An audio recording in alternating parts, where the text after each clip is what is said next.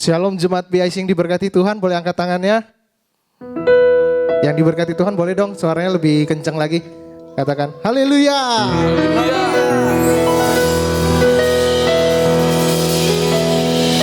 Mari saya jemput semua jemaat BIC yang sudah ada di sini. Kita bangkit berdiri, kita mau memuji Tuhan. Kita mau nyatakan pujian ini bahwa Yesus hanya Engkau ya Tuhan.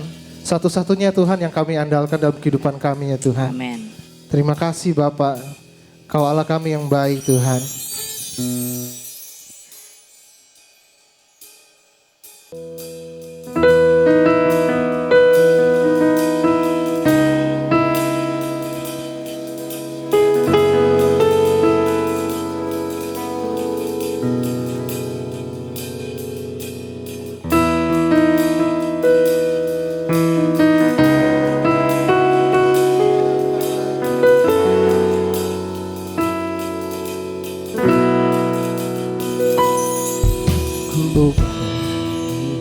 Engkau Yesus, haus jiwaku menantikanmu. Ku percaya kau penuh pengharapanku di dalam-Mu. Yesus hanya Kau yang ku andalkan, melebihi siapapun juga. Yesus hanya Kau yang ku percaya di setiap waktu. Tiada lain yang ku andalkan selain Kau, Yesus.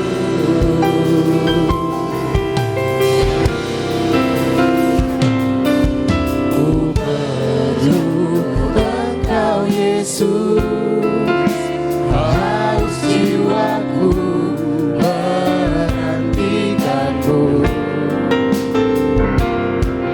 Ku percaya Kau penuh pengharapanku di dalam-Mu. Yesus hanya Kau yang ku andalkan, melebihi siapapun juga. Yesus hanya Kau yang ku percaya di setiap waktu. Tiada lain yang ku andalkan selain Kau. Yesus hanya Kau yang ku andalkan, melebihi siapapun juga. Yesus hanya Kau yang ku percaya di setiap waktu. Tiada lain yang ku andalkan selain Kau, Yesus.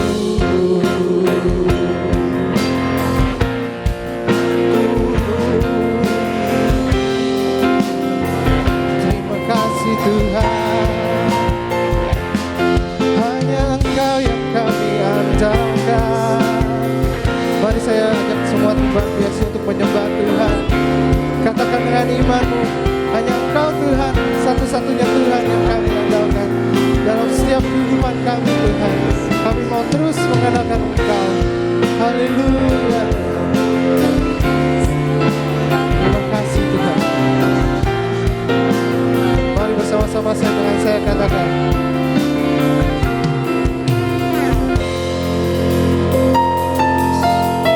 Yesus hanya Kau yang ku andalkan, Melebihi siapapun juga.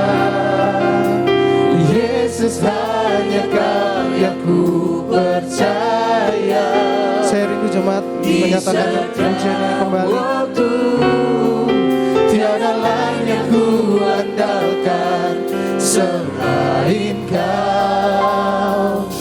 Yesus hanya Kau yang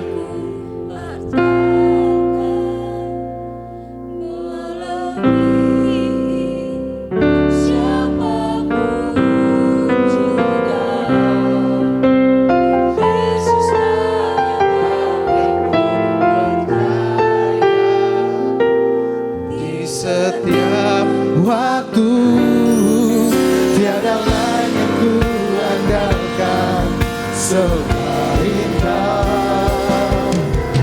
Yesus hanya Kau yang ku andalkan, melebihi siapapun juga. Yesus hanya Kau yang ku percaya, di setiap waktu tiada lain yang ku andalkan selain Kau. Tiada lain yang ku andalkan selain Kau. Tiada lain yang ku andalkan selain Kau, Yesus.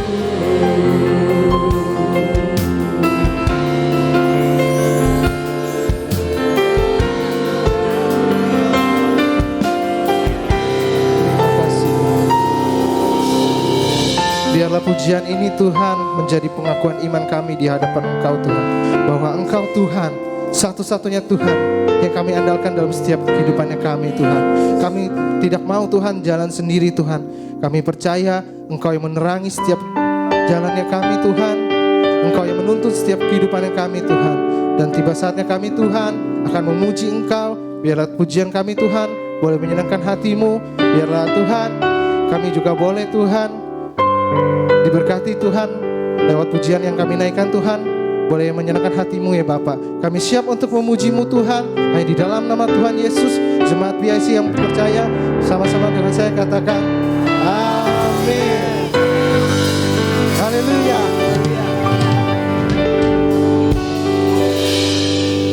Saudara percaya kalau Tuhan selalu menerangi kehidupan kita? Amin. Amin. Mari kita naikkan pujian. Tuhan adalah terang dalam kehidupan kami. Haleluya.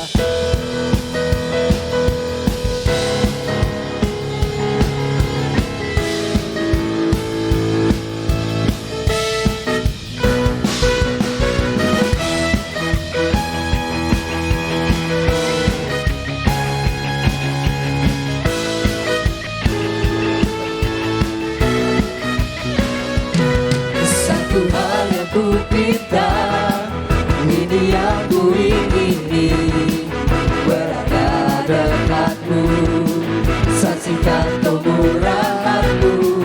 Satu hal yang ku tahu, ini yang ku ingini, menikmati kasih di dalam anugerah-Mu. Tuhan adalah terangku, penuntun hidupku, membuatku hidup di dalam rencana-Mu.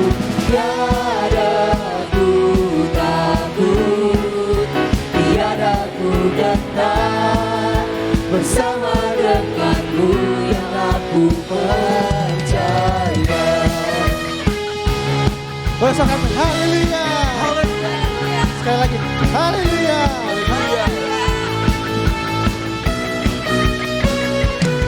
Satu hal yang ku minta, ini yang ku ingini, berada dekatmu, saksikan kemurahan-Mu. Satu hal yang ku tahu, ini yang ku ingini, menikmati kasih di dalam anugerah-Mu. Tuhan adalah terangku, penuntun hidupku, membuatku hidup di dalam rencana-Mu. Tiada ku takut, tiada ku gentar,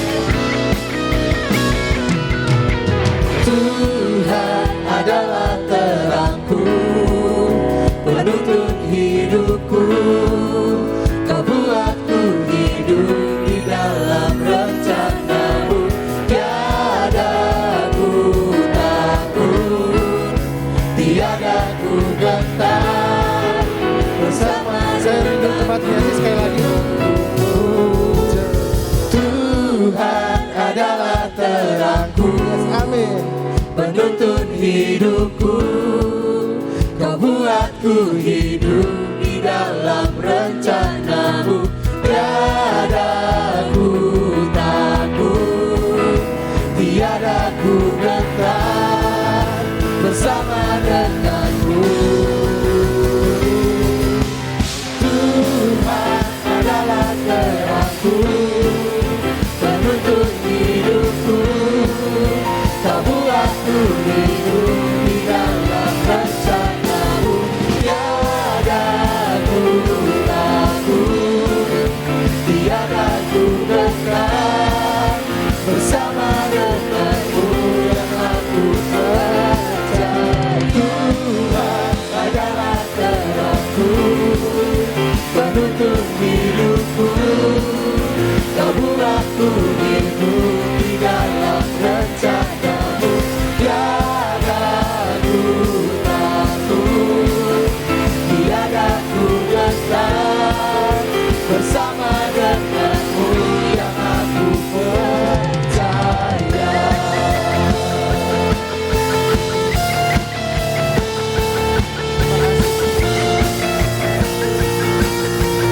Mari beri kemuliaan yang terbaik buat Tuhan kita. Haleluya.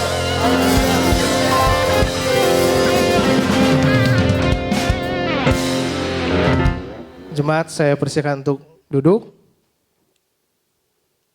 Kita mau siapkan hati kita mau mendengarkan firman Tuhan.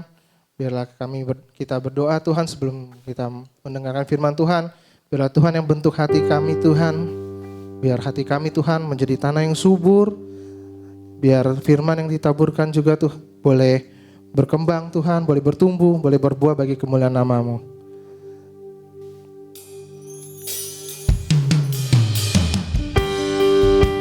Pujian ini menyatakan bahwa sampai akhir kehidupan kami mau tetap setia mengiring Engkau. Terima kasih Tuhan, Kau telah memilih kami Tuhan. Haleluya, Yesus.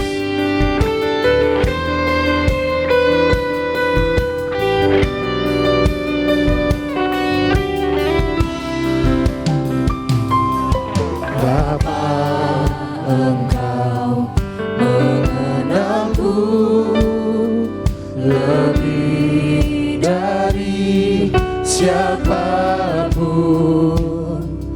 Engkau tahu ceritaku dan isi hatiku.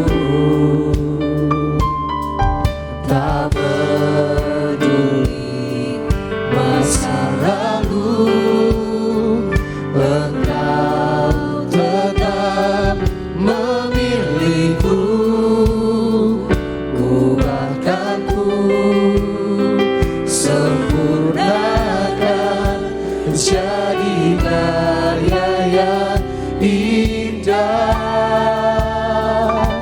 Kini aku percaya tiada yang mustahil bagimu. Kuasa-Mu kuatkanku, dasarku berharap.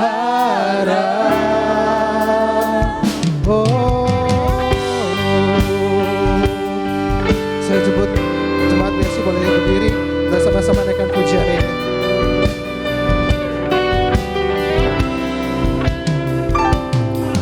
Bapa, Engkau mengenalku lebih dari siapapun.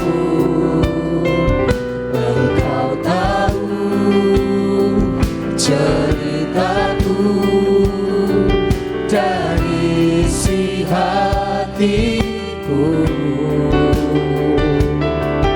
Tak peduli masa lalu, Engkau tetap memilihku. Ubahkanku, sempurnakan jadi karya yang indah. Kini aku percaya tiada yang mustahil bagimu. Kuasamu umatkanku, dasarku berharap.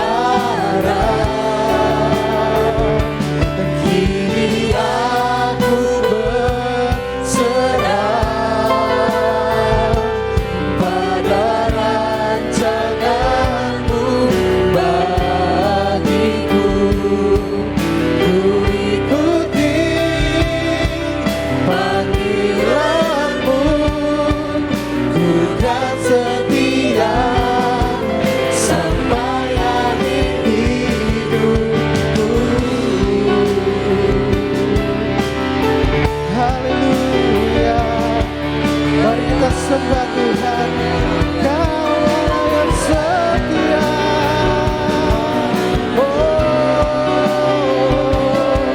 Haleluya. Terima kasih Tuhan, Engkau telah memilih kami. Terima kasih Yesus. Terima kasih Tuhan. Haleluya. Kami mau setia. Kami mau setia. Terima kasih Tuhan. Terima kasih Yesus.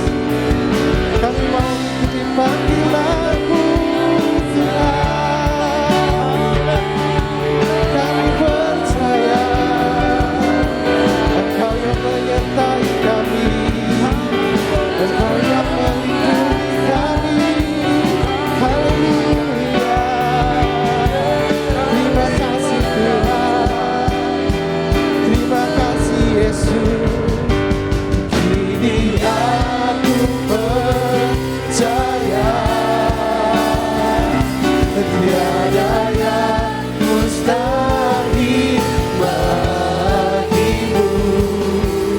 Kuasamu kuatkanku, dasarku berharap. Kini aku berserah pada rancanganmu bagiku. Ku ikuti panggilanmu, ku kan setia sampai akhir hidup. Aku percaya. Ini saya serahkan kepada Bapak Samuel.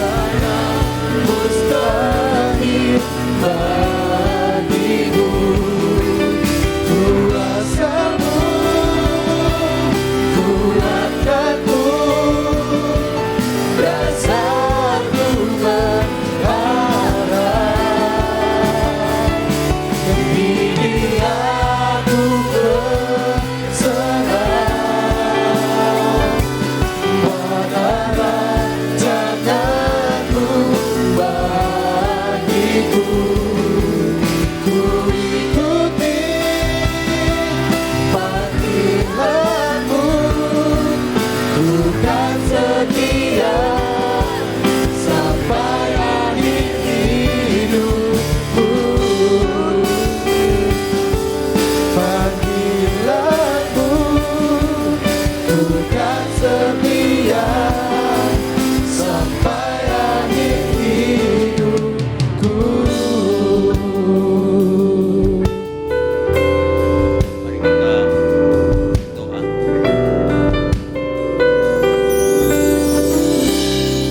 Tuhan, ini ungkapan kami, kaum dewasa muda yang sudah hadir dalam rumah-Mu. Pujian ini kiranya mewakili komitmen kami, keinginan kami untuk tetap setia ikut Tuhan. Kami sadari bahwa komitmen ini tidak datang dengan sendirinya. Sudah melalui banyak pergumulan dan waktu yang kami jalani bersama dengan Tuhan.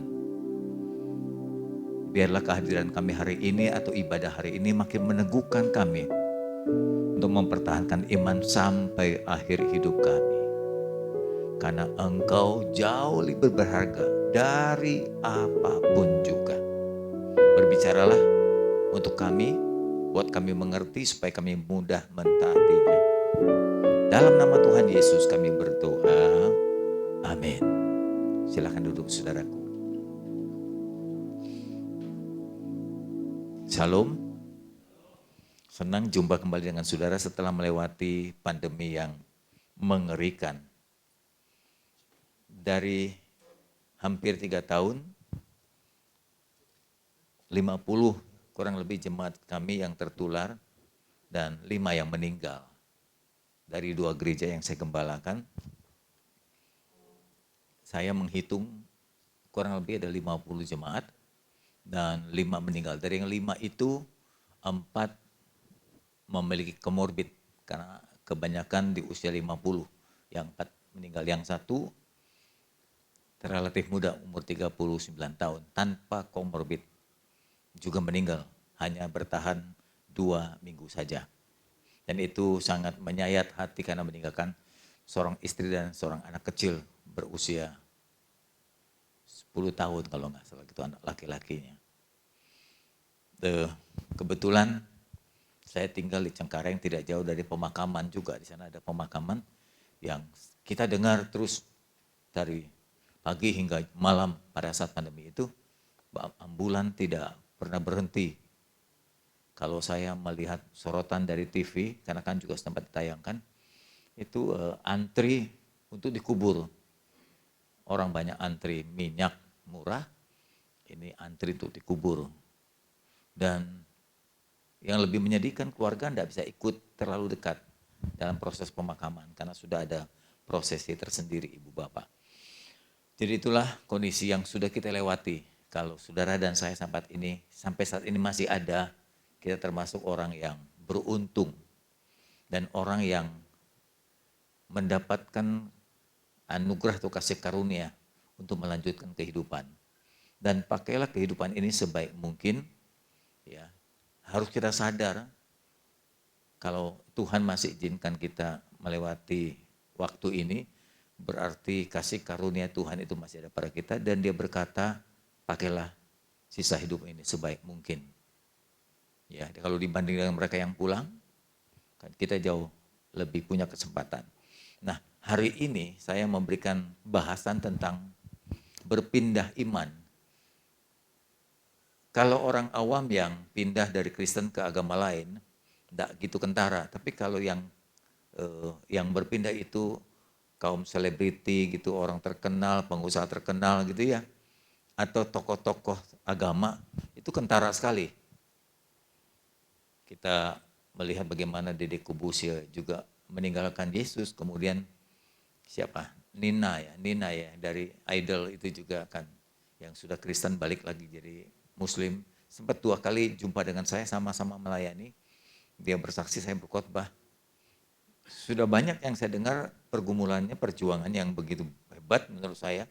Ya, banyak penderitaan yang dilewati, toh akhirnya menyerah juga.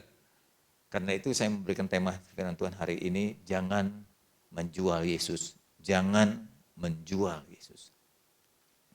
Saudaraku, kemampuan kita bertahan, memperjuangkan iman kita atau tetap setia kepada Kristus, itu bukan hal yang datang dengan sendirinya. Harus dimulai dengan pemahaman yang benar. Siapa Yesus yang kita percaya ini? Siapa Yesus yang kita ikuti ini? Saya berharap saudara datang hari ini atau Anda menjadi Kristen, menjadi pengikut Kristus, bukan asal masuk ke dalam gereja. Atau jangan-jangan berkata, daripada nggak punya agama, gitu. Oh kebetulan saya banyak teman di gereja, atau mungkin juga karena pacar saya di gereja, jadi saya ikut aja.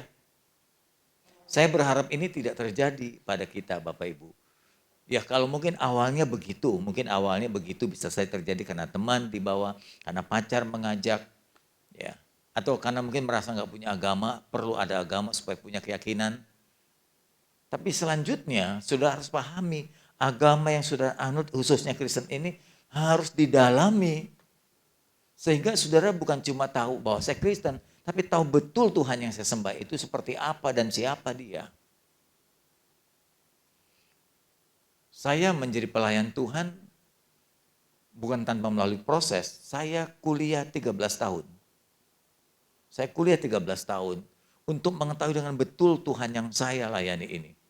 S1 saya 5 tahun, S2 saya 3 tahun setengah, S2 saya lagi yang kedua itu 1 tahun lebih, terus S3 saya 3,5 tahun. Jadi saya 4 kali kuliah untuk mendalami siapa Yesus yang akan saya ajarkan kepada jemaat. Ini salah satu saja memotivasi saudara bahwa kita nggak main-main untuk ikut Yesus. Walaupun Anda mungkin tidak jadi seorang sarjana teolog atau seorang sarjana teologi ya, tapi paling tidak Anda mesti tahu Tuhan yang kita sembah ini.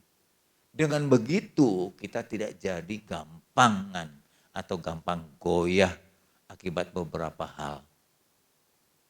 Nanti saya akan uraikan apa saja menyebabkan orang bisa menjual Yesus. Mari kita buka firman Tuhan dalam Lukas pasal 22. Saya kasih gambaran tentang Yudas Iskariot yang menjual Yesus dengan 30 keping perak. Ini gambarnya. 30 keping perak itu kayak apa sih? Uang kita bukan uang kepingan toh, uang kita kan 2 rupiah. Tapi kalau Anda tahu pada zaman dulu ketika Yudas menjual Yesus, 30 keping perak itu bisa membeli seekor kerbau. Jadi memang harga kerbau rata-rata itu segitu, 30 keping perak. Jadi Yesus itu disamakan atau harganya di mata Yudas itu sama seperti seekor kerbau. Jadi nggak begitu berarti, nggak begitu berharga Yesus itu. Padahal dia tahu betul Yesus itu Tuhannya, gurunya yang membimbing dia 3,5 tahun. Hidup bersama-sama dengan 11 murid yang lainnya. Kok bisa gitu? Kok bisa orang yang dipilih oleh Yesus sendiri? Kok bisa yang dipilih oleh Yesus? Yesus kan sempurna Ibu Bapak. Saya yakin kalau Yesus memilih, Yesus tidak akan keliru memilih murid itu. Kok bisa mengkhianati Yesus? Selain Yudas tentu ada yang lain. Siapa lagi? Siapa lagi selain Yudas yang mengkhianati Yesus? Petrus. Cuma Petrus dapat kembali. Petrus bertobat, Yudas bunuh diri karena penyesalannya. Tapi beberapa orang mungkin berkata gini, Yesus itu sampai disalibkan atau ditangkap, disalibkan, lalu mati. Lalu dia menebus dosa kita kan? Gara-gara siapa? Ya gara-gara Yudas. Gara-gara Yudas mengkhianati Yesus, maka Yesus ditangkap, kemudian disiksa, lalu kemudian digantung, disalibkan, dosa kita diampuni. Maka Yudas adalah pahlawan. Kalau Yudas tidak mengkhianat, Yesus tidak akan ditangkap. Kalau Yesus tidak ditangkap, Yesus tidak akan disiksa dan dosa kita nggak diampuni. Ada amin? Halo? Bagaimana nih? Bagaimana? Siapa mau kasih penjelasan? Saya kasih 2.000 buat parkir motor lumayan. Siapa yang mau kasih penjelasan? Kalau orang berkata, kita berutang budi kepada Yudas. Gara-gara Yudas mengkhianati Yesus, Yesus sampai ditangkap, disiksa, dibunuh, lalu mati. Dan dosa kita diampuni oleh kematian Yesus. Nah itu semua dilakukan oleh Yudas. Yudas jadi bemper. Yudas jadi tumbal. Dia dikorbankan untuk mengkhianati Yesus. Jadi dia mati sebagai pahlawan. Ada amin? Nah lu diem aja. Bingung. Gimana? Ya Argua. Kita bagi kloter aja ini Argua. Gimana jawabnya? Bagaimana saudara memberikan penjelasan? Ada orang berkata begitu. Di Facebook rame nih. Kalau kita membahas tentang perbandingan agama. Saya tuh salah satu yang ikut terlibat di dalamnya. Kadang-kadang sampai sebel banget saya itu. Marah karena banyak kalimat yang gak sesuai. Salah satunya ini kalimat yang diucapkan. Mereka tuh bukan gak tahu. Agama lain tuh tahu tentang kekristenan. Tahu jalannya cerita Yesus itu. Seringkali dia gunakan kalimat-kalimat tertentu dari Alkitab. Dia comot, dia putar balikan saudara. Wah hebat loh. Mereka tuh teolog juga. Sekalipun mereka mau ngasih agama lain, dia menguasai juga agama Kristen. Untuk menjatuhkan kita. Nah kalau dia tanya dengan begini, Anda mestinya bersyukur kepada Yudas. Dulu pertama kali saya kuliah, saya membaca ada satu buku namanya Anak Perdamaian. Buku itu enggak tahu masih ada enggak. Pertama kali misioner kalau nggak salah dari Belanda atau Amerika datang ke Irian Jaya. Di Irian Jaya ada satu kebiasaan, yaitu mengkhianati sahabat. Satu suku berperang dengan suku lain. Untuk bisa membunuh suku lain, dia pura-pura bersahabat dengan suku lain itu. Entah itu kepala sukunya, diajak bersahabat. Itu bisa bertahun-tahun. Satu kali dikhianati, dibunuh rame-rame. Lalu kemudian dipenggal kepala, dimakan rame-rame tubuhnya. Mereka suka masih makan kanibal dulu, masih makan manusia. Dan itu yang mengkhianati orang lain itu jadikan sahabat. Itu dianggap kayak pahlawan, sebagai pahlawan. Di rumah mereka biasanya banyak tergantung kepala-kepala orang. Yang dulunya jadi sahabat dikhianati untuk bisa mengalahkan musuhnya. Jadi budaya mengkhianati kawan itu dianggap sebagai pahlawan. Nah, waktu misioner datang ke Papua, si penginjil ini menceritakan dua orang, satu Yudas, satu Yesus. Selesai cerita, orang-orang di Papua itu, di Iran itu, lalu mengangkat nama, hidup Yudas, begitu. Bukan hidup Yesus, hidup Yudas. Maka itu seorang penginjil, sebelum kita pergi, umpamanya kita diutus orang untuk menjadi misioner di satu daerah, mesti menguasai budaya daerah itu dulu. Budaya seperti apa? Seperti ini nih, budaya pengkhianatan. Mesti dikuasai dulu orang Amerika. Ya, itu butuh waktu untuk meluruskan. Tidak gampang. Nah, sekarang ditanya hal yang sama kepada saudara hari ini. Betulkah Yudas itu pahlawan? Dia berjasa jadi tumbal atas kematian Yesus sehingga dosa kita diampuni? Ya, Regu B? Gimana jawabnya? Oke, saya tambah jadi 5.000 lah. Tadi kan 2.000, 5.000. Saya mau jawab. Gak apa-apa salah. Kawan, Pak Samuel kapan perjamuan kudus ini? Jadi kalau salah ada pengampunan kan begitu.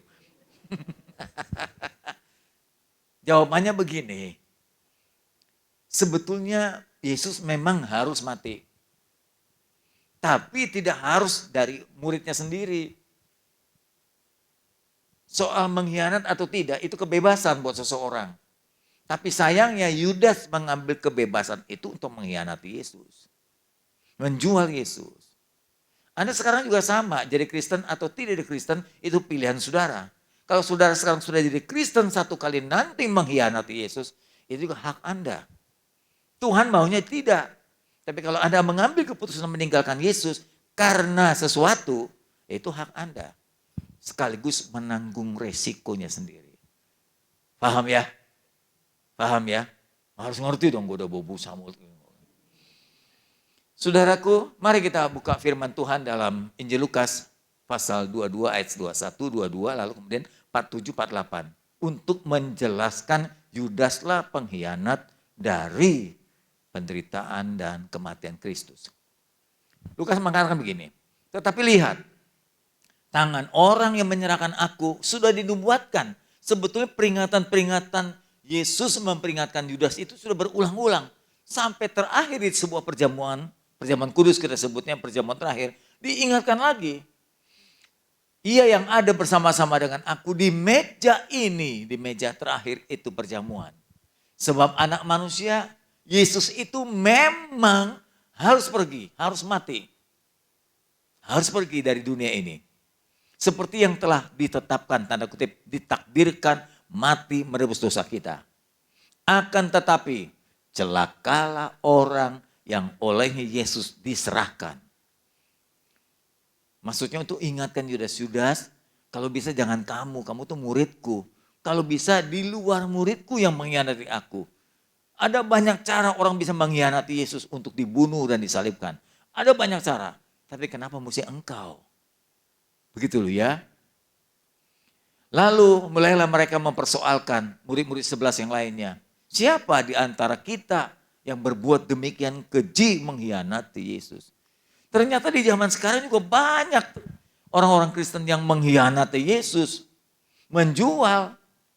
Dan saya mau ingatkan, Orang-orang di zaman sekarang sama sepeleknya dengan Yudas menjual Yesus dengan harga yang murah.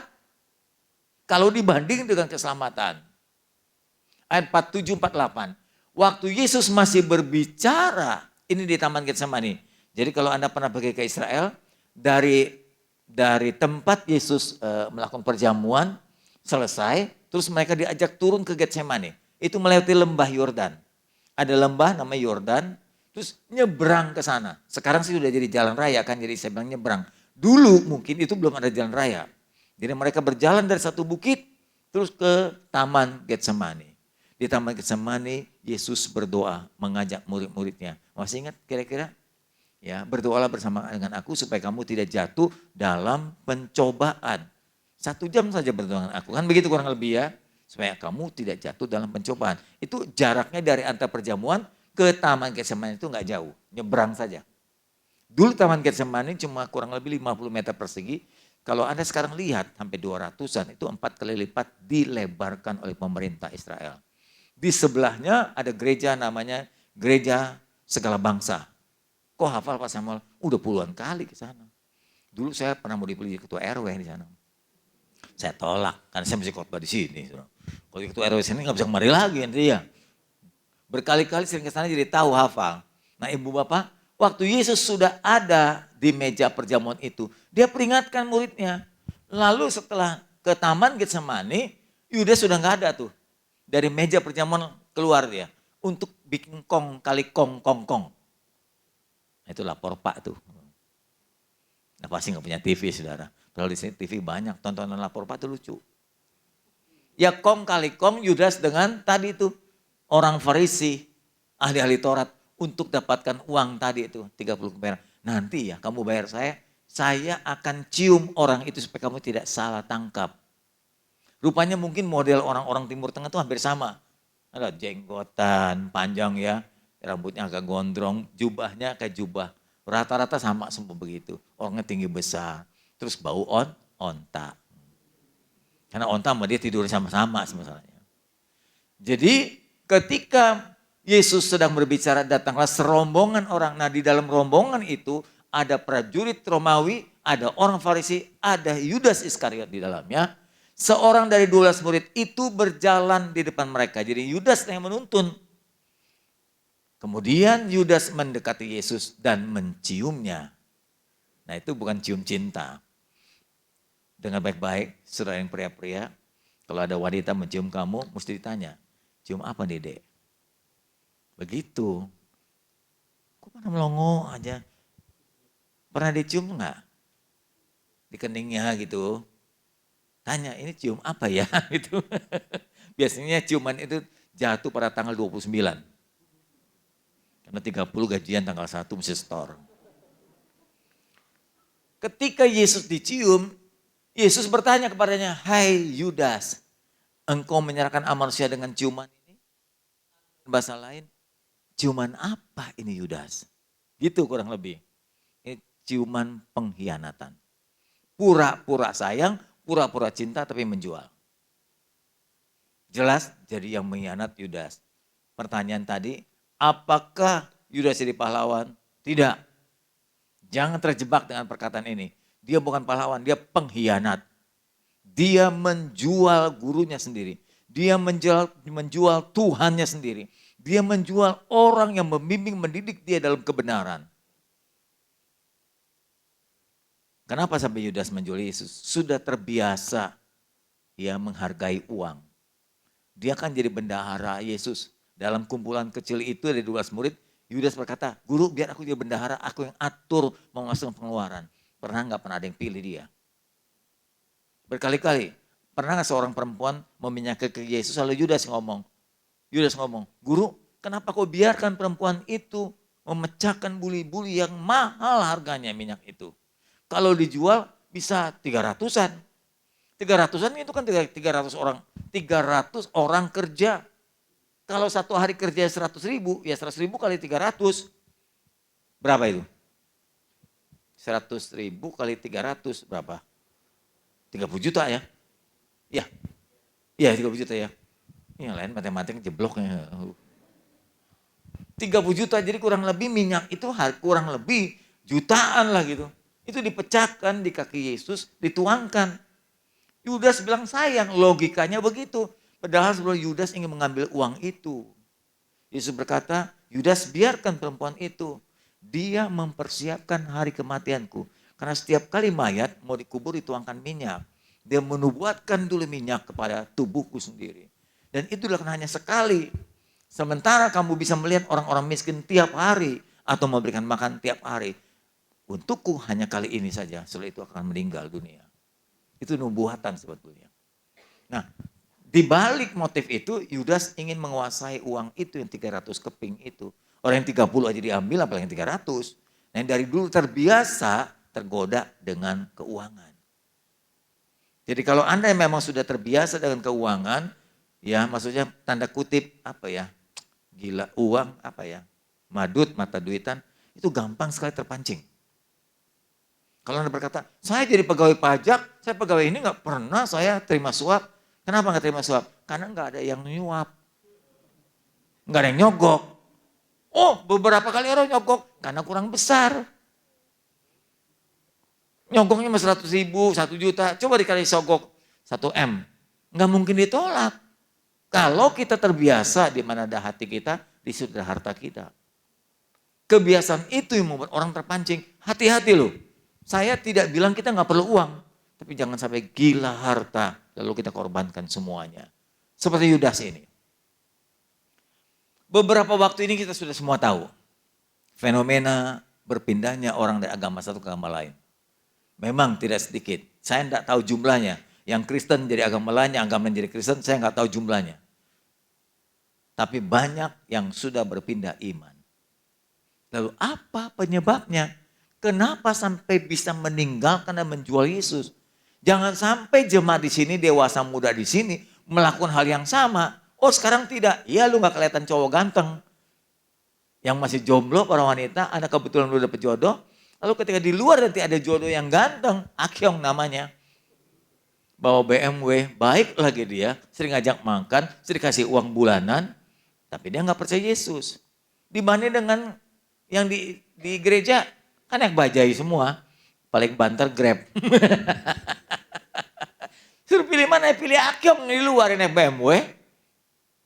Lalu setelah pilih dia, Akyong berkata kalau kamu pilih aku jangan pilih Yesus lagi. Atau yang kata lain jangan ke gereja lagi. Anda pasti korbankan Yesus demi Akyong itu. Sekarang enggak, karena belum ketemu dia. Kok gak amin? Iya, itu persoalannya ibu bapak. Jadi kalau dilihat beberapa waktu ini banyak orang Kristen meninggalkan Yesus atau pindah ke agama lain, ya. Setelah diselidiki alasan-alasan mereka meninggalkan Yesus, memeluk agama lain, sebetulnya alasannya sangat sepele. Artinya nggak begitu berharga banget dah. Nggak mahal-mahal banget. Nggak penting-penting banget kalau menurut saya. Dia rela, tega tinggalkan Yesus. Yesus rugi. Saya beritahu Anda ya, seringkali saya komen di Facebook, Anda itu siapa sampai meninggalkan Yesus? Apakah Anda begitu berharga di mata Yesus? Maaf ya, bukan Yesus yang butuh kamu, kamu tuh yang butuh Yesus. Kekristenan tidak akan goyang di seluruh dunia dengan pindahnya kamu ke agama lain. Paham gak yang saya ngomong? Saya aja gak paham, kalau bisa paham. Ya paham lah. Artinya kekristenan tidak akan kehilangan Anda cuma 1-2 orang. Meninggalkan Yesus lalu dunia goncang, enggak. Tapi you akan masuk neraka selama-lamanya. You bodoh saya bilang. Meninggalkan keselamatan yang begitu mahal diberikan gratis kepadamu. Kau pikir jadi Kristen cuma pindah agama? Kau pikir tinggalkan Yesus cuma pindah satu agama ke agama lain? Kayak batu loncatan? Bukan. Kristen itu bukan agama. Bukan agama. Jauh lebih tinggi dari agama. Jauh lebih penting dari agama. Nanti saya akan jelaskan kepada saudara. Jadi alasan-alasan mereka sangat sepele. Selain alasan sepele itu ada penyebab lain. Ya. Penyebab lain ternyata setelah diselidikin. Kalau selidiki kan cuma luarnya ya. Selidikin kita perhatikan sampai buah pikirannya. Ini orang kok bisa sih ninggalin. Nggak tahu ini orang-orang goblok. Orang-orang tolol, dengan bahasa lain selama ini mereka jadi Kristen, mereka tuh nggak paham dengan benar apa dan siapa Yesus itu. Mereka nggak kenal, nggak tahu dengan dalam iman Kristen. Cuma sekedar ke gereja, datang mondar-mandir, ibadah, pulang. Nggak pernah mendalami. Sehingga kalau nggak dalam, apa saja pohon kalau nggak dalam gampang tumbang. Tiang dipancang kalau nggak dalam gampang tumbang. Orang Kristen juga sama. Kalau jadi Kristen tidak mendalami firman, gampang tumbang. Betapa pentingnya di gereja itu pengkhotbah memberikan pengajaran seperti yang saya khotbahkan ini. Maka karena itu sering-seringlah undang saya. Ya, promosi. Ibu bapak, jadi selain mereka memberikan alasan sepele, mereka tuh nggak paham siapa Yesus. Nah, Yesus itu jauh lebih berharga dibanding dengan agama. Dan Yesus itu bukan agama. Yesus itu penebusan. Sementara agama adalah sebuah kepercayaan. Dan di dalam kepercayaan itu engkau diajarkan untuk menebus dosamu sendiri. Sementara Kristen, dosa kita ditebus oleh Tuhan kita. Kan jauh sekali bedanya. Paham ya? Baik, saya teruskan. Siapa Yesus itu? Sebelum seorang menjual, dia harus tahu siapa Yesus. Siapa Yesus itu dan apa yang telah dikerjakan. Saya kasih garis besarnya saja. Kalau saya terangkan semuanya, 3 tahun kuliah nggak bakal selesai. Betul, karena saya butuh 13 tahun untuk belajar. Jadi tuangkan 3 tahunnya nggak selesai. Dari kristologi kita ajarkan dari kealahannya, tritunggalnya, jadi manusianya, berapa persen manusia. Buahnya yang harus diuraikan. Tapi saya kasih garis besar saja. Yesus itu siapa? Yang pertama, Yesus itu satu-satunya Allah di jagat raya ini. Loh Pak, emang gak ada Tuhan lain? Saya mau tanya saudara, ada Tuhan lain? Kalau ada, tolong tunjukkan kepada saya. Yang mana ada Tuhan lain selain Yesus? Tuhan lain gak kelihatan. Cuma disebut aja, tapi yang mana gak pernah kelihatan. Bedanya dengan Yesus, kita berkata Allah Yahweh, Allah yang benar, lalu dia turun ke dunia jadi manusia. Sehingga kita tahu, oh ini Tuhan kita. Kalau Tuhan Yesus tidak turun jadi manusia, dia tetap jadi Allah firman, maka kita gak pernah tahu Tuhan itu kayak apa. Orang meragukan, mana mungkin Tuhan jadi manusia? Justru karena Tuhan jadi manusia, kita jadi jelas. Tahu, oh Tuhan begitu tabiatnya. Dia membentukkan dirinya jadi terbatas. Maha pengampun, maha murah, lemah lembut. Apalagi Yesus itu? Apalagi? Sifatnya maksud saya. Apa? Halo? Jangan-jangan saya ngomong gak ada orang ini. Maha pengampun, penyabar, murah hati. Apalagi Tuhan Yesus? Menurut saudara? Kurang keras? Hah? Mengasihi, apalagi? Ngasih order, amin, ya, apalagi? Nah, ini buat sales sih, mah. Ya udahlah, pokoknya bagus-bagus seperti dia. Dan dia sempurna. Seperti nyanyian. Kau begitu sempurna, di mataku kau begitu indah. Terusin gak nih? Kalau orang katakan sama saya, pasal memang gak ada Tuhan. Menurut iman saya, gak ada Tuhan lagi. Cuma ada satu-satunya Yesus. Pak, agama lain menyebut, itu sebutan mereka. Mereka gak bisa buktikan. Mereka gak bisa tunjukkan Tuhan yang mana. Hebatnya Tuhan kita sebut dia Tuhan, dia nyatakan dirinya. Jadi jelas. Saya yakin Tuhan cuma Esa. Bayangin betapa kacaunya kalau setiap agama punya Tuhan. Pakai logika kita. Tuh, agama A ada Tuhan, agama B ada Tuhan, agama C ada Tuhan, agama beda-beda ajarannya. Katanya Tuhan itu sempurna. Kok bisa beda-beda? Berarti Tuhannya kacau. Dan saya beritahu Anda, Tuhan yang Esa ini satu, tidak memberikan dan tidak menciptakan agama apapun. Dia mengajarkan dengan hidupnya sendiri. Dan dia menyebut kita yang percaya disebut sebagai pengikut Kristus. Maka orang menyebutnya Kristen. Agama bukan. Pengikut Kristus. Pertama kali kita disebut pengikut Kristus di kota Antioquia. Selanjutnya karena ini organisasi di pemerintahan harus resmi, maka disebut agama Kristen. Sebetulnya kita bukan agama. Kita itu pengikut Kristus. Kita adalah orang tebusan Yesus. Bayangin kalau Tuhannya satu, agamanya banyak. Lalu mereka membela diri lagi. Oh Tuhan cuma satu. Dia bikin agama A, agama B, agama C. Bayangin. Agama yang sama saja bisa saling bunuh. Apalagi agama lain. Jadi yang kacau itu siapa? Tuhan yang menciptakan begitu banyak agama. Dan saya yakin Tuhan tidak ciptakan agama. Tuhan tidak ciptakan agama. Tuhan memberikan dirinya untuk jadi korban bagi penebusan dosa kita. Itu mesti dipahami. Coba renungkan baik-baik kata-kata saya ini. Nanti kalau Anda nggak ngerti sekarang, nanti di rumah. Sebelum Anda tidur, renungkan lagi kalimat saya.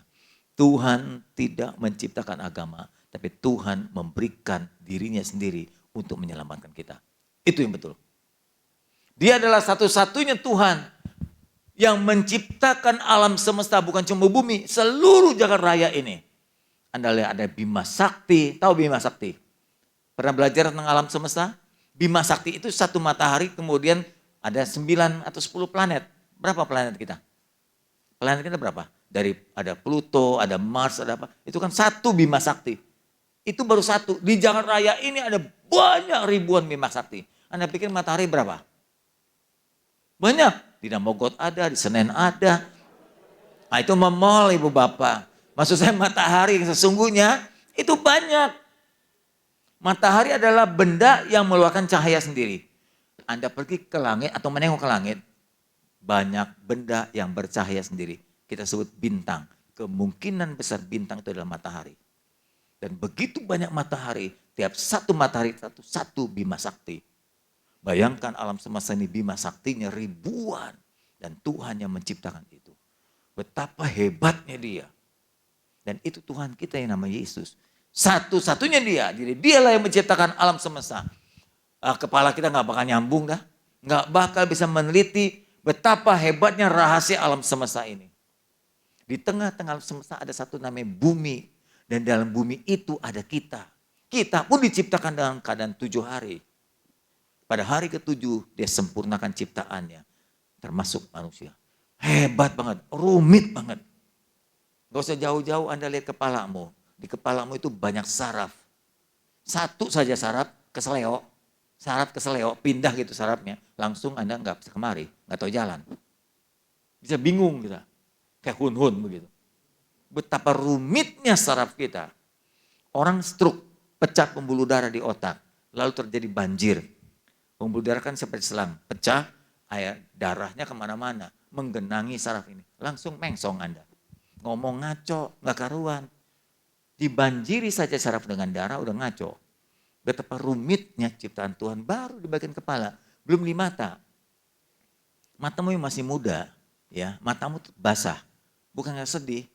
Tapi dari matamu keluar cairan sendiri untuk membasahi biji matamu. Kalau cairan nggak ada, mata-matamu jadi kering dan pecah. Betapa hebatnya Tuhan menciptakan mata. Wah banyak lagi dah. Banyak lagi. Belum lagi buang gas, buang air besar. Macam-macam itu semua diatur begitu Pak. Di tubuh kita saja begitu rumit. Itulah Tuhan kita yang menciptakannya. Satu-satunya dia. Betapa hebat dan dahsyatnya dia. Ya saya nggak usah nyambung terlalu panjang. Yang kedua. Dia adalah satu-satunya Tuhan Allah yang rela dari tinggal di sorga turun jadi manusia. Mana ada Tuhan yang lain seperti itu. Tuhannya aja udah gak ada. Kalau toh ada juga dia gak rela turun tinggalkan sorga. Waktu saya sempat ketemu seorang anak muda di puncak itu udah kurang lebih 30 tahun yang lalu. Ketemu, bukan dalam rombongan, ketemu aja ngobrol. Gak tahu dia bekas anak orang kaya. Terus dia cerita tentang ayahnya. Ayahnya dia bilang gak mau keluar dari rumah. Kenapa? Gak mau keluar dari kamar, sorry. Di rumah tapi di kamar terus. Gara-gara pabrik kaleng yang besar bangkrut. Dia malu dengan teman-teman. Jadi orang miskin sekarang. Utangnya banyak ditagih orang terus. Jadi dia di rumah malu sekali. Saya punya saudara juga Cihu. Saya tahu Cihu. Bukan Cihuy. Cihu. Cihu itu suami dari cici saya. Dulu sangat kaya. Dia juga punya toko emas banyak. Punya peternakan ayam. Bangkrut juga. Langsung stroke ibu bapak. Badannya tinggi besar. Stroke. Malu. Ketemu orang juga gak mau. Akhirnya meninggal 3 bulan setelah stroke. Gak tahan dengan kemiskinan.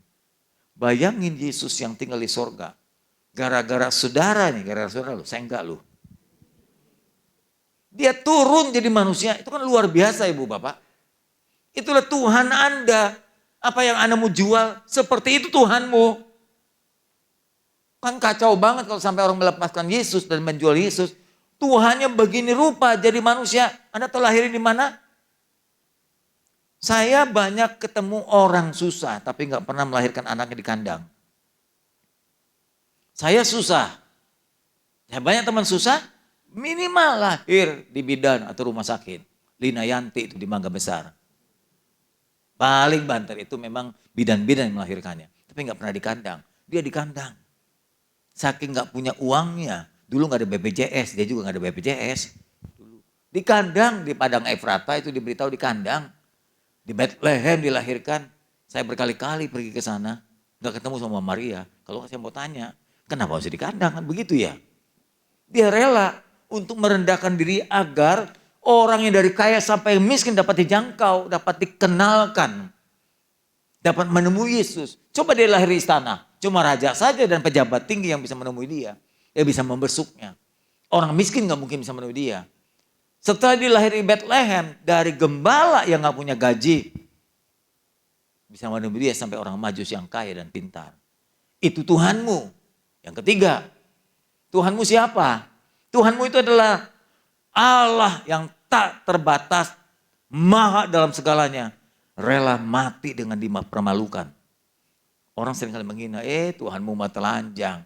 Justru dia dipermalukan supaya engkau tidak dipermalukan lagi di hadapan Tuhan. Dia diludahi sepanjang jalan Via Dolorosa, dia disalib tanpa pakaian. Hanya pakaian dalam saja untuk dipermalukan. Dosa itu memang memalukan. Dan dia menanggung semua dosa itu karena kita. Karena kalian nih, saya enggak lagi sekali lagi. Itu Tuhanmu yang engkau mau jual juga gitu loh. Kalau saya pertanyakan kepada orang yang meninggalkan Yesus. Engkau jual juga yang sudah berbuat begitu. Tega banget, goblok sekali begitu ya. Kok sampai Tuhan yang sudah rela dari surga turun, mati begini mengerikan. Kok dijual? Ini justru mendapatkan keselamatan dari cara ini. Ini pun cuma satu-satunya cara. Gak ada cara lain. Kalau ada cara lain menebus dosa, kalau ada cara lain manusia bisa menebus dosa, Tuhan gak mau mati konyol begini. Gak mungkin mau dia. Tuhan berkata kalau memang ada cara lain menebus dosa atau mengorbankan malaikat, dia akan korbankan malaikat. Gak perlu Tuhan turun. Kalau memang dosa kita bisa diampuni dengan seekor kambing atau lembu jantan, gak perlu sampai Tuhan turun. Betul gak kalian percaya? Hanya orang bodoh saja yang tiap kali menebus dosa harus dengan seekor domba jantan, lembu sapi. Mana mungkin binatang bisa menebus dosa? Itu gambaran saja lambang dari korban Yesus sebagai domba jantan Allah. Mestinya ke sana arahnya. Dan kita harus tahu itu. Kalau enggak nanti kita gampang menjual dia. Yang keempat, Anda perlu tahu tidak ada seorang pun manusia yang sanggup menebus dosa. Kalau manusia bisa sanggup menebus dosa, Yesus nggak harus turun kayak begitu rupa. Nggak perlu mati mengerikan. Nggak perlu. Kalau memang agama dapat menolong manusia menebus dosanya sendiri, Allah tidak perlu turun. Atau saya balik, kalau manusia bisa menebus dosanya, Allah masih turun juga, itu Allah konyol namanya. Itu Allah bodoh. Orang manusia bisa menyelamatkan diri, ngapain turun sampai mati begitu rupa? Ngapain? Itu namanya konyol. Justru Tuhan tahu manusia tidak bisa menolong diri sendiri dengan agama apapun. Maka dia turun. Kok udah satu-satunya cara menebus dosa masih dijual juga, dilepaskan. Kan bodoh orang itu. Yang melepaskan Yesus itu bodoh. Kalau ini khotbah saya direkam lalu masuk ke YouTube, saya beritahu Anda yang dengar khotbah saya di YouTube, you bodoh kalau tinggalkan Yesus. Dijual harga yang paling mahal keselamatan kekal.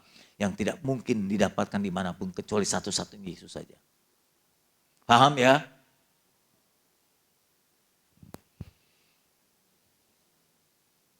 Kalau ibu bapak sudah tahu bahwa satu-satunya jalan untuk diselamatkan hanya kematian Yesus. Lalu kalau Yesus ditolak, maka semua orang yang hidup tinggal menuju neraka saja. Kalau Yesus ditolak, kalau Yesus dijual, berarti you hidup hanya untuk masuk neraka. Sementara Anda dengar begini, you mesti bayangin orang tuamu di rumah. Saya khawatir orang tuamu di rumah masih menolak Yesus. Sama seperti orang tua saya lalu. Saya butuh 19 tahun mendoakan orang tua saya. Kenapa mendoakan? Karena saya kabarkan Injil udah ditolak terus-terusan. Papa saya kan pintar. Kalau saya kabarkan Injil, dia selalu bilang, nama pendek saya Ahwa. Dia bilang, wah, nama pendeknya, panjangnya Hwa Celei. Wah, gak percaya juga, dosa lo gak beriman. Dia bilang, wah, jangan ajari papa tentang agama. Gitu ngomongnya. Papa tuh makan garam lebih banyak daripada kamu makan nasi. Makanya dia darah tinggi dia. Artinya dia ingin katakan bahwa dia tuh lebih tahu, lebih pengalaman. Terus dia ngomong lagi kedua, dari keturunan kita Margasi. Taruh dari si Jinkui. Itu sama kayak Pak Tiga Jamada di Tiongkok. Saya ini masih berdarah biru ibu bapak. Tapi kalau toret merah juga, akhirnya birunya habis semua udah. Papa bilang dari keturunan kita, leluhur kita sampai sekarang tuh gak ada yang Kristen.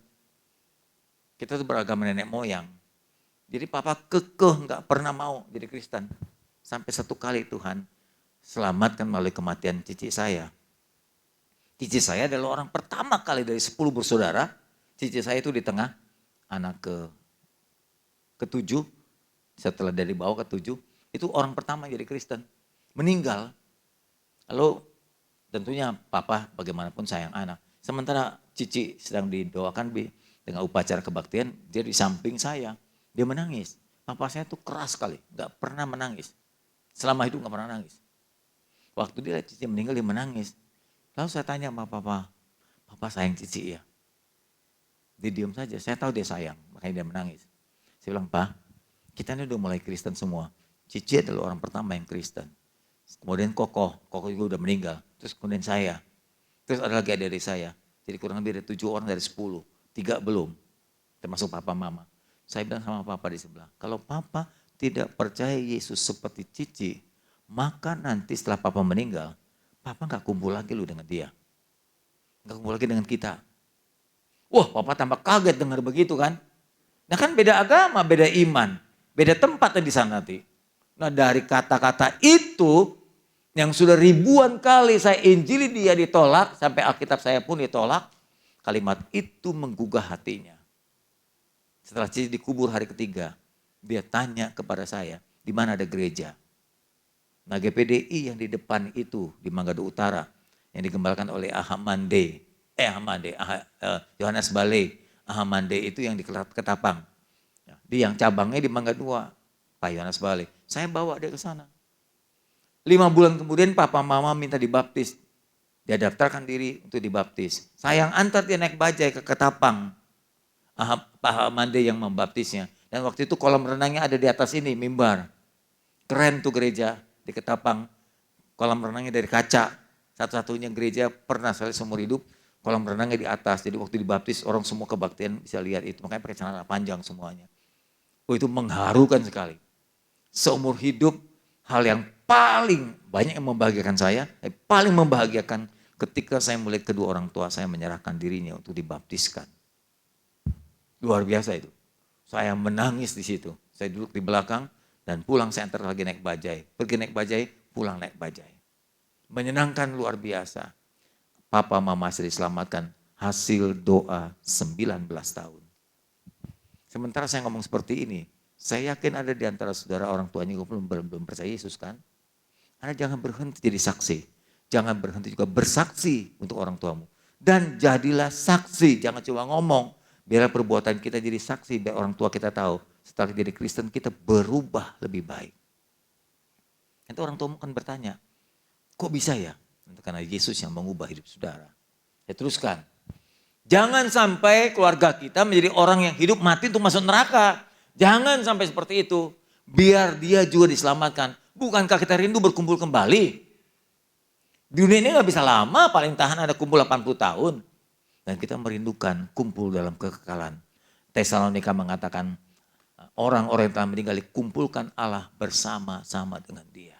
Itu harapan dan kerinduan kita. Ini gambaran saja. Hanya Yesus sebagai jembatan untuk menyelamatkan kita yang mesti manusia binasa masuk ke dalam kekekalan hanya melalui satu jembatan, salib Yesus. Pendidikan, perbuatan baik, kesalehan, amal tidak bisa menyelamatkan diri jembatan buat keselamatan keadaan. Yang kelima, siapa Yesus itu? Tidak ada Allah yang sama seperti dia. Orang banyak menyebut nama Allah, tapi pertama tidak jelas, kedua enggak tahu apa yang dikerjakan Allahnya. Cuma kata saja, karangan, anggapan, tafsiran. Sementara Yesus begitu jelas. Dan dia berjanji, dia sudah turun ke dunia, dia berjanji akan turun kembali. Dia membuktikan bahwa dia ilahi. Selama di dunia ini dia bukan tidak tanpa bukti. Cara lahirnya ajaib, matinya juga ajaib. Bangkit hari ketiga, bukan 3 hari. Hari ketiga dia bangkit. Setelah bangkit, dia kumpulkan muridnya 40 hari lamanya untuk memperjelas. Lalu saatnya dia naik mengajak jemaatnya dari Bukit Zaitun ke surga. Dan dia akan datang kembali sesuai dengan janjinya. Ya, sebab aku pergi ke situ untuk menyediakan tempat bagimu. Dan apabila aku merasa sudah cukup di situ dan telah menyediakan tempat bagimu, aku akan datang kembali dan membawa kamu ke tempatku. Supaya di tempat di mana aku berada, kamu pun berada. Itu janji dia. Dia yang mengawali, dia menciptakan bumi, dia yang menutup bumi, dia yang membawa Anda ke surga. Betapa hebatnya oknum ini. Betapa hebatnya Allah kita ini. Anda boleh belajar perbandingan agama. Tidak ada Allah yang seperti itu. Kok tega, kok bisa dijual, dilepaskan? Nggak habis pikir saya itu.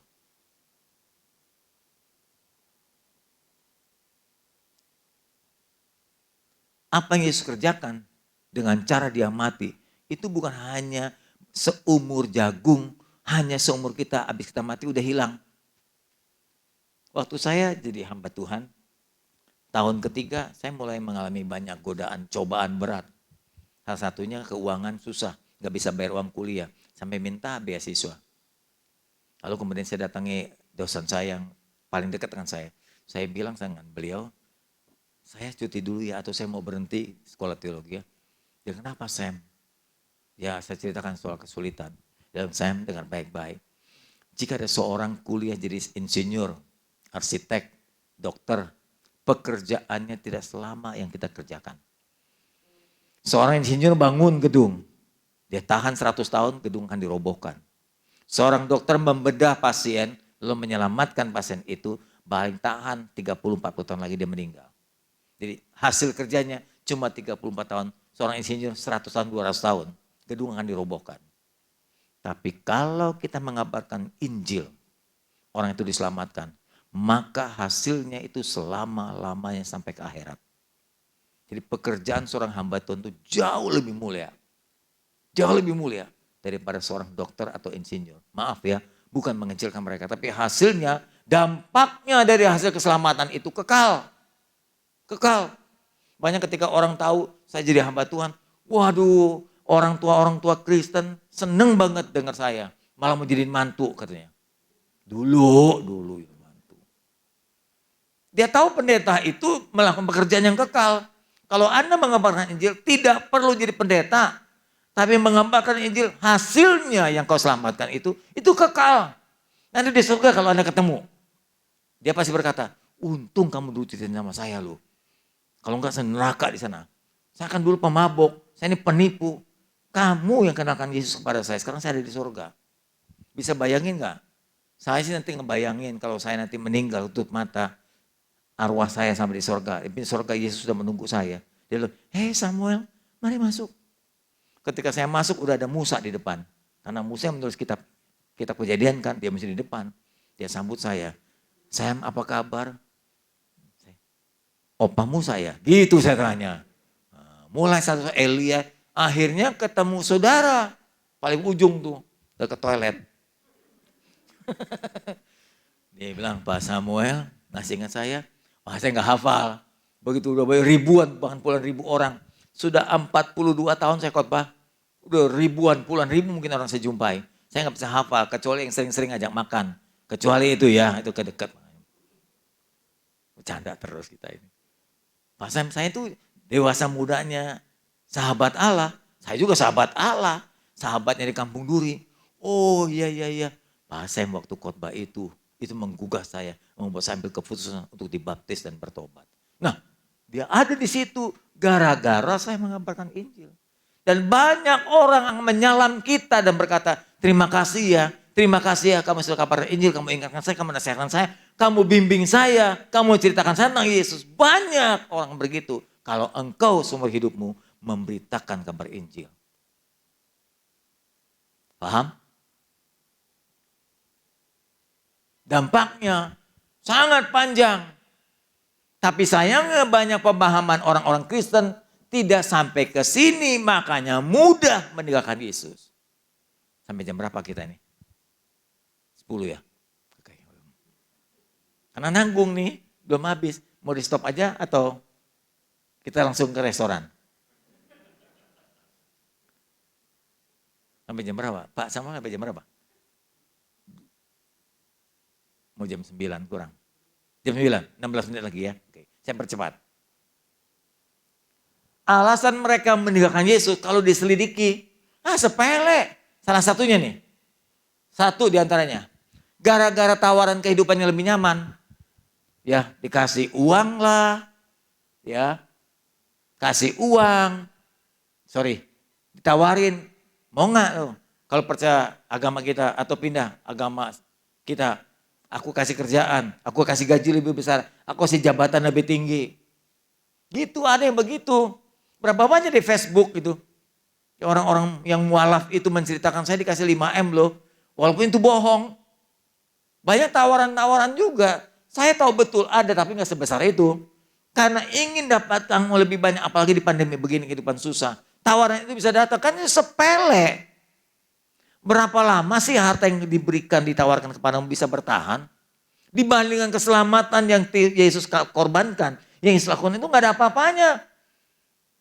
Injil mengatakan apa gunanya kamu memiliki seluruh isi dunia ini tapi kamu binasa. Kan gak ada gunanya juga. Hal kedua yang membuat orang bisa meninggalkan Yesus atau menjual Yesus adalah karir. Saya tahu beberapa orang yang tinggalkan Yesus sekarang ditawarkan proyek-proyek lebih besar, lebih kaya sekarang gara-gara karirnya naik. Tadi cuma pegawai biasa lalu jadi manajer lalu jadi direktur. Banyak ditawarin begitu. Ya, atau yang ketiga, wah gara-gara di agama yang baru ini kawannya akrab-akrab loh. Enak-enak, nolongnya banyak, gitu. Ada orang berkata, kok saya di gereja dibanding dengan di kantor itu lebih akrab, lebih menolong dibanding gereja. Anda jangan mengukur kekristenanmu dengan orang lain. Dengan sahabat. Sahabat teman itu bukan ukuran kita. Bukan ukuran kita. Manusia itu relatif baiknya. Ukurannya Tuhan. Jadi jangan gara-gara teman kurang akrab lalu kita tinggalkan Yesus. Gak ada hubungannya. Jangan mentang-mentang di gereja itu jarang retreat, jarang bikin acara, gak pernah ngajak saya ini, ngajak itu. Gak enak kah, bete, bosan, lalu tinggalkan Yesus. Gak ada hubungannya. Kalaupun saya ditinggalkan sendirian oleh sahabat saya tetap pilih Yesus. Saya beritahu Anda ya, waktu saya berpindah, saya dulu agama lain. Saya pilih Yesus, sahabat saya yang lama semua tinggalkan saya. 10 orang lebih. Dulu tiap hari kita main dengan dia. Ketika dia tahu saya jadi Kristen, dia tinggalkan saya. Saya bilang gak peduli. Saya hidup bukan karena Anda. Dan masa depan saya pun bukan di tanganmu. Memang dia teman-teman SMA saya. Tapi ketika dia gak mau ngajak saya, tiap kali ada acara, kok si Ahwa gak diajak tuh? Mereka tutup mulut semua. Saya tahu saya dikucilkan. Saya bilang saya gak peduli. Sekarang justru mereka lihat hasilnya lebih baik saya. Jauh lebih baik saya. Saya jadi pemimpin. Saya punya rumah, saya punya mobil, saya punya ini, punya. Mereka gak seperti saya. Jauh lebih berhasil saya. Awalnya mereka lihat saya, pelarian. Ternyata enggak, Tuhan balikkan. Beberapa tahun kemudian saya punya gedung sendiri. Punya gedung di Palem, punya gedung di Kelapa Gading. Mereka melongo melihat. Ini gedung kamu Sam? Iya, saya yang bangun. Tuhan saya yang hebat. dari nol modalnya. Anda tahu saya merintis orang dari satu persatu, ngontrak, pindah, pinjem gereja. Karena saya punya gedung sendiri. Di Kelapa Gading 3 ruko, 1 ruko itu 8 miliar. 3 ruko berapa miliar? Di Palam 4 ruko. Banyak lagi, ada beberapa lagi. Tuhan buat itu ada karena kemurahannya. Ada selalu jalan untuk bisa memiliki itu. Tuhan itu hebat. Kalau rencana dilakukan melalui kita, apapun mungkin. Bukan saya yang kerja, dia yang jadikan semua. Bukan saya yang ambisi, dia yang buat proyek sendiri. Bukan yang karena sahabat, gak peduli. Kalau dia mau teman, syukur gak berteman ya sudah. Asal jangan Yesus tinggalkan kita. Gak ada amin, sebuah diem. Karena cinta ini urusan banyak anak muda nih. Siapa yang belum punya pacar, angkat tangan? Jujur aja. Udah punya pacar semua? Gile, enteng jodoh juga nih ya. Siapa belum punya pacar? 1, yang tinggi gak apa-apa. Oke, yang lain. Ini di belakang cowok-cowok udah punya pacar semua. Saya lihat si jomblo, ada tulisannya jomblo di sini. Dengar baik-baik Anda yang belum punya pacar. Satu kali kelak ada pasangan hidup di luar gereja ini. Lebih menarik dari yang di dalam. Yang di dalam engkau tertarik tapi dia nggak jatuh cinta denganmu. Anda jadi kecewa. Lalu di luar ada bilang kebetulan. Yesus itu urusan 2 lah. Ini nomor 1 ini di luar. Jangan gara-gara cinta kau lepaskan Yesus. Kalau bisa, bahkan bukan bisa. Harus, bukan kalau bisa. Harus cari pasangan, harus pertama seiman. Janganlah engkau mencari pasangan yang tidak Korintus. Lu hafal aja enggak, pasti salah nyarinya. Janganlah cari pasangan yang tidak seiman atau seimbang. Lupa nih. Seiman atau seimbang? Hah? Yang bilang seiman siapa?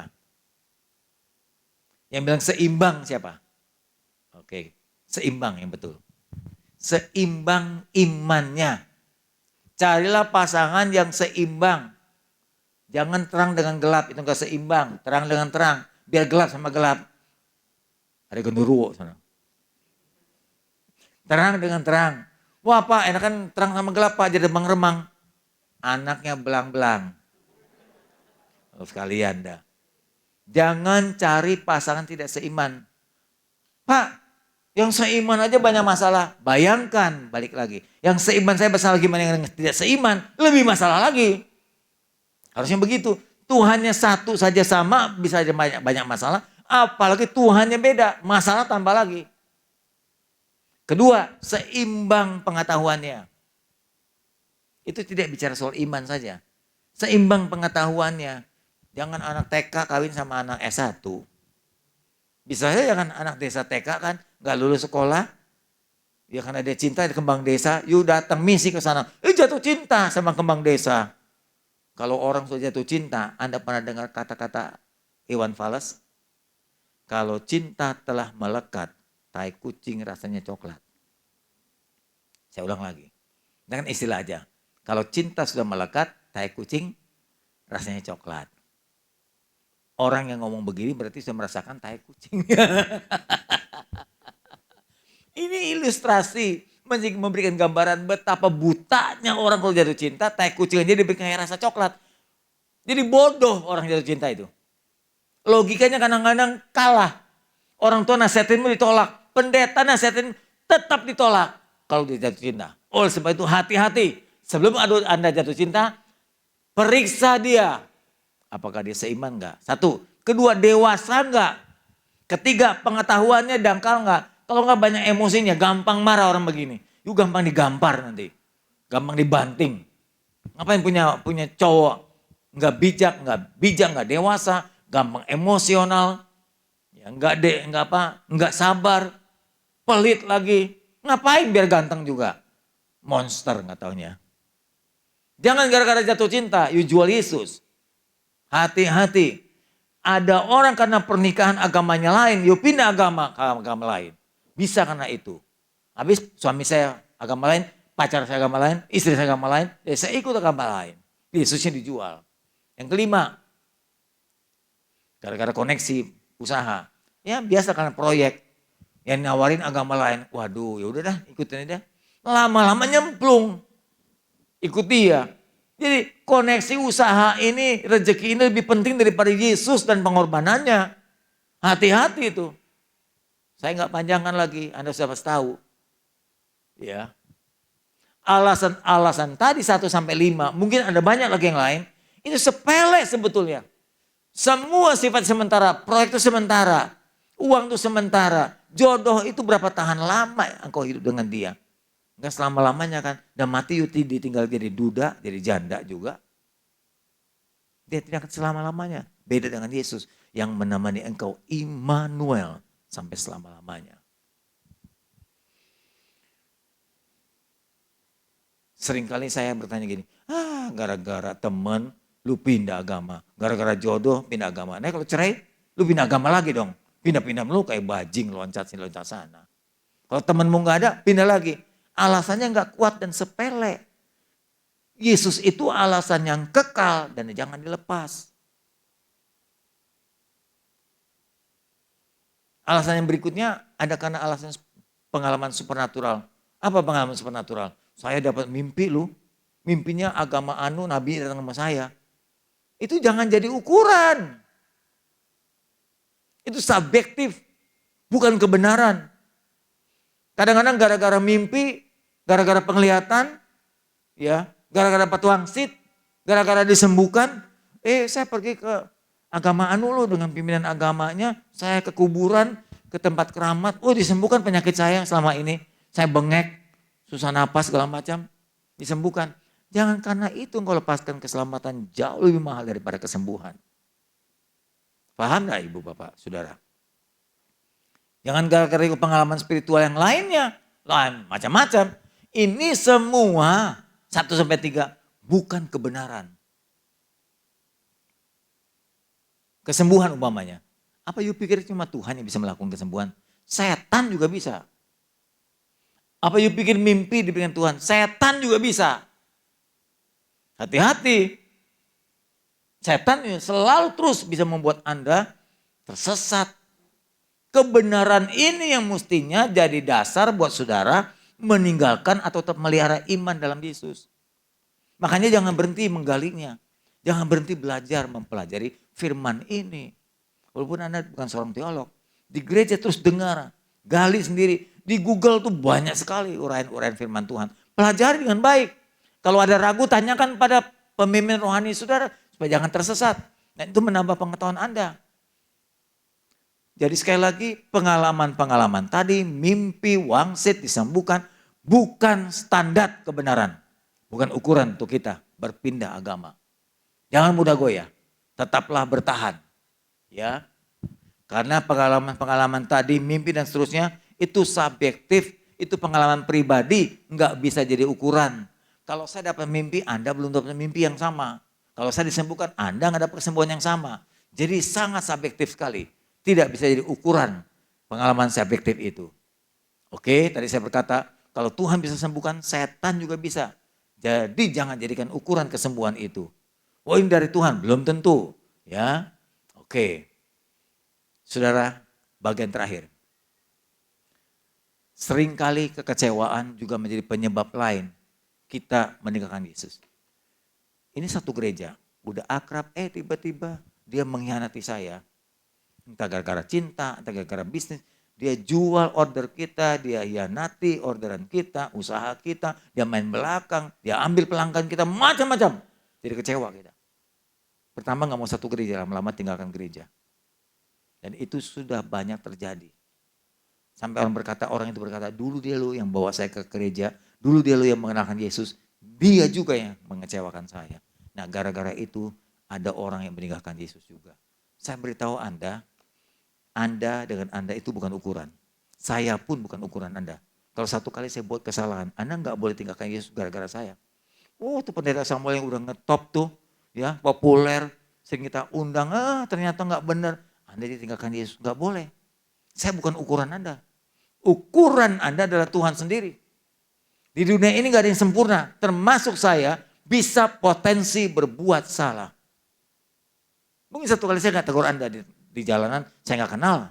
Mungkin saja Anda jangan kecewa gara-gara saya nggak tegur. Ya, Anda WA terus saya nggak jawab, mungkin error HP saya, jangan kecewa. Orang HP saya juga error, atau mungkin saya memang nggak mau menjawab dalam keadaan moodnya nggak baik. Bisa saja kan, ya kan bukan Tuhan. Jangan kecewa karena kesalahan saya. Paham? Atau mungkin gembala saudara, pimpinan-pimpinan rohani di gereja ini mengecewakan saudara. Anda pun nggak boleh tinggalkan Yesus. Tetap setia aja. Kenapa? Mungkin kekecewaan tadi membentuk saudara jadi dewasa. Yang membuat Anda sabar apa? Tekanan, sindiran, kekecewaan. Itu gesekan buat saudara supaya Anda jadi matang. Kalau Anda tidak pernah dapat cobaan, Anda gak bakal bisa matang. Gak bakal jadi dewasa. Jadi jangan gara kekecewaan Anda tinggalkan Yesus. Ya, saudara seiman dalam gereja bukanlah manusia sempurna. Mereka adalah orang berdosa yang sedang diproses dalam rumah Tuhan ini. Gereja ini kayak bengkel. Anda pernah lihat bengkel gak? Kebetulan saya suka motor. Tiap 2 bulan sekali motor saya sudah 20 tahun. Terus saya bawa ke bengkel. Ganti oli, terus periksa semuanya. Dari rem semua diperiksa. Nah keluar dari bengkel udah enak lagi dipakai. Tapi karena sekarang udah 20 tahun, udah mulai gak nyaman. Saya ganti motor baru tadi, barusan datang. Pengumuman. Saya ke PRJ, lihat motor bagus gitu, Yamaha. Ya udah saya beli itu. Kan sama sih pantas begini anak muda. Motor-motor yang masuk ke bengkel adalah motor yang sudah rusak, yang sudah umur. Motor baru saya emang gak bakal ke bengkel. Yang masuk ke dalam gereja, bengkel rumah Tuhan adalah Anda orang berdosa yang rusak karena dosa. Tabiatnya macam-macam. Ada yang egois, mau untung sendiri, mau menang sendiri. Ya macam-macam. Ya, kumpul di sini dididik oleh firman Tuhan. Jadi kalau Anda kecewa di dalam gereja itu lumrah. Harus kecewa. Harus lagi. Karena dalam gereja banyak orang gak sempurna. Jadi kalau kecewa wajar. Biasa itu mah. Kecuali Anda di sorga nanti masih kecewa. Gua pulang sama-sama. Oh sorga aja bisa kecewa. Gak mungkin di sorga. Di gereja masih mungkin. Karena yang kumpul adalah orang-orang yang sakit. Kayak rumah sakit, kayak bengkel yang sedang diproses. Nanti keluar, makin sering keluar masuk gereja, lama-lama kita jadi sempurna. Gitu loh, tapi kita sekarang belum. Belum, kita berusaha untuk lebih baik. Anggota gereja bukanlah ukuran kerohanian kita. Ya, Yesus adalah satu-satunya ukuran kita.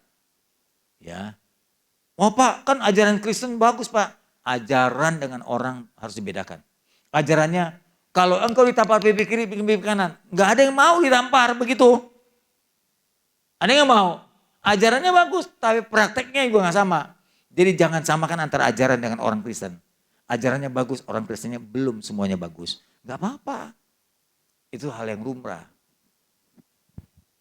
Kesimpulan saya adalah, kalau engkau tetap mau tahan. Jangan sampai menjual Yesus. Langkah-langkah kita yang pertama, ya.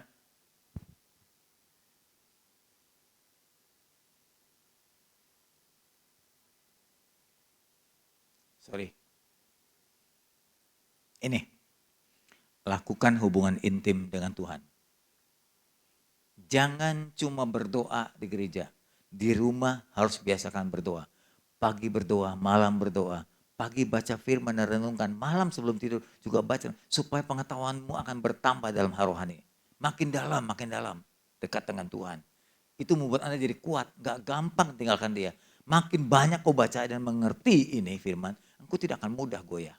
Yang kedua, ya, jangan cuma baca tapi juga cuma cari tahu artinya. Udah banyak sekarang penafsiran di Google. Ya, banyak, cari dah, pasti ada. Ya, dan gampang, semua berbahasa Indonesia kok. Yang ketiga, buat persekutuan. Gak tahu di sini ada kelompok sel nggak? Nah, bikin kelompok sel. Saling membangun, jangan saling ngomongin orang. Membangun bukan saling menjelekkan. Biar tambah kuat, saling menolong, saling memperhatikan. Kemudian beribadah dengan setia, jangan ompong. Sebulan cuma sekali kebaktian. Bagaimana bisa tahu banyak firman Tuhan? Banyak berbakti, kalau bisa melayani dia. Ya, kalau bisa aktif dalam pelayanan, supaya kita makin tumbuh. Yang beginian sih, kalau ikuti saran-saran saya ini, nggak mungkin gampang menjual Yesus. Dia akan tahan banting. Dia bukan anak murahan. Ya, dia bukan anak gampangan, gitu kata firman Tuhan. Tuhan berkata kita, mari kita tunduk kepala, kita berdoa. Bapa, kami telah dengar firman Tuhan panjang lebar. Bagaimana kami mempertahankan iman kami. Kami ingin menghargai semua karya Yesus yang sudah lakukan, terutama karya keselamatan di kayu salib. Begitu mahal, jangan sampai seorang pun menjual, melepaskan imannya. Jika sudah ada yang melakukan, jangan lagi bertambah ya Tuhan. Supaya mereka tidak jadi binasa.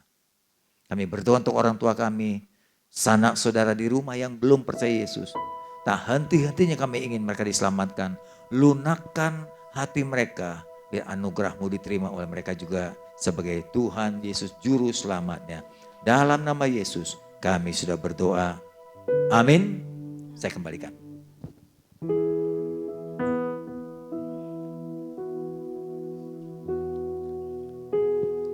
Sekali lagi saya ucapkan terima kasih atas firman-Nya Pak Pendeta Samuel sih. Kiranya Tuhan memberkati pelayanannya dimanapun Pak Samuel berada, semakin diberkati sama Tuhan. Pengumuman untuk BIC.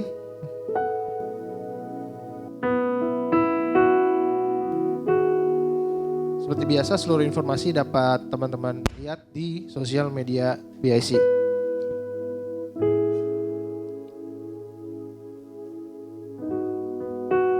Minggu depan kita akan diberkati langsung oleh Wakil Gembala kita, Om Eko Semi. Pastikan teman-teman tetap hadir untuk minggu depan di Kamis jam 7:30 malam. Jadwal doa dan puasa setiap hari Selasa dan dimulai dari hari Senin pukul 10 malam sampai Selasa jam 3 sore.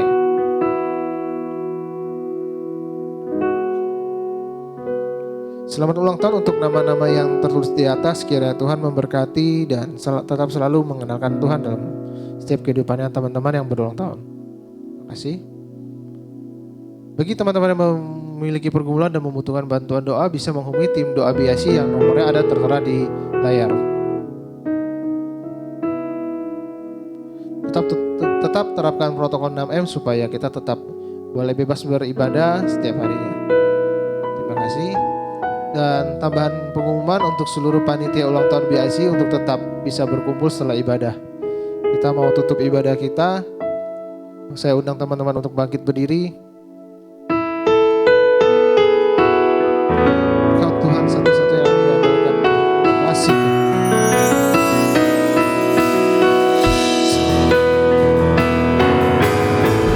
Satu-satunya yang kuandalkan, satu-satunya yang kupercaya. Engkau sumber kekuatan, sumber pengharapan, sumber kedamaian. Satu-satunya yang kuandalkan, satu-satunya yang kupercaya. Engkau Tuhan memberkati, Tuhan penyembuhku, Tuhan pemulihku. Engkau Tuhan memberkati, Tuhan penyembuhku, Tuhan pemulihku. Haleluya Yesus, haleluya. Allah Bapa kami dalam surga, kami datang lagi kepadamu mengucapkan terima kasih atas kebaikan-Mu di mana kami telah mendengarkan firman-Mu. Bapa, biarlah firman-Mu dapat kami terapkan dalam kehidupan kami masing-masing, agar kami tidak menjual Engkau ya Yesus. Bapa, terima kasih Engkau berkati Bapak Samuel dalam pelayanannya, dalam keluarganya. Engkau berkati ya Bapak. Bapak, begitu juga Bapak Engkau berkati ya Bapak pimpinan BIC Bapak Beni Hira yang tidak ada bersama kami, di mana dia berada Engkau juga yang memimpin dalam keluarganya, dalam kesehatannya juga, dalam anak-anaknya juga Engkau yang memimpin. Terpujilah nama-Mu Bapak. Bapak, terima kasih juga atas pimpinan-Mu buat rekan-rekan kami yang berulang tahun. Engkau yang memberkati ya Bapak. Engkau memberkati mereka. Memberi ya Bapak kesehatan yang baik. Dalam pelayanan mereka juga Engkau yang memberkati. Umur panjang Engkau memberkati kepada mereka. Bapak terima kasih juga Bapak atas persembahan yang anak-anak-Mu telah berikan. Terpujilah nama-Mu Bapak. Bapak mungkin ada rekan-rekan kami yang sakit. Engkau kiranya beri kesembuhan ya Bapak. Yang malas Engkau beri kerajinan. Yang mempunyai masalah Engkau beri jalan keluar. Terpujilah nama-Mu Bapak atas semua berkat-Mu. Rekan-rekan biasi, tiba saatnya kita akan mengakhiri kebaktian kita. Terimalah berkat dari Allah Bapa, Allah Anak, Allah Roh Kudus. Mulai hari ini sampai selama-lamanya. Terpujilah nama-Mu Bapa. Kami terima berkat-Mu hanya di dalam Yesus Kristus. Haleluya. Amin.